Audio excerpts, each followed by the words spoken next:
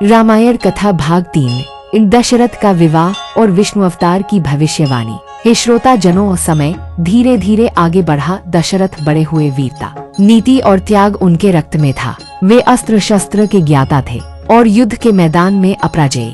उनकी रथचालना ऐसी थी कि स्वयं देवताओं ने उनकी सराहना की।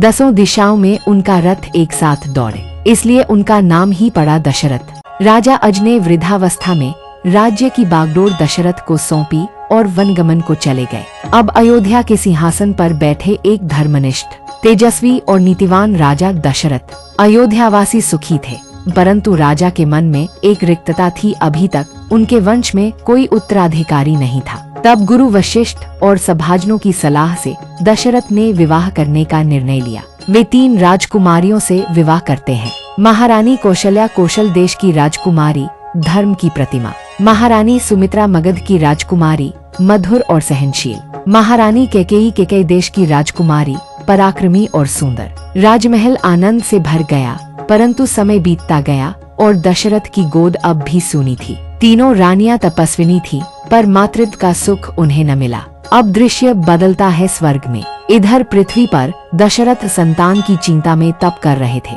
उधर स्वर्गलोक में देवताओं ने एक महासभा बुलाई थी। वहाँ बैठे थे ब्रह्मा, इंद्र, वरुण, यम, अग्नि और अन्य देवता। उनके मुख पर चिंता थी। रावण के अत्याचार से त्रस्त थे सभी। रावण को ब्रह्मा जी से वरदान मिला था कि देवता, दानव, गंधर्व, यक्ष, नाग कोई उसे मार नहीं सकता। लेकिन रावण ने भूलवश मनुष्य और वानर को तुच्छ मानकर उनसे मृत्यु की याचना नहीं की थी। तब ब्रह्मा बोले, अब केवल नरअवतार ही रावण का अंत कर सकता है। सब देवता भगवान विष्णु की ओर देखने लगे और तब स्वयं नारायण बोले, जब अयोध्या के राजा दशरथ पुत्र की कामना से अश्वमेध यज्ञ करेंगे, मैं वहाँ प्रकट होऊंगा 4 स्वरूपों में, धर्म, नीति, सेवा और बल का प्रतीक बनकर। एक बनकर राम, दूजे बनकर भरत, तीसरे और चौथे बनकर लक्ष्मण और शत्रुघ्न। स्वर्ग में आनंद गूंजा। देवताओं ने पुष्पवृष्टि की।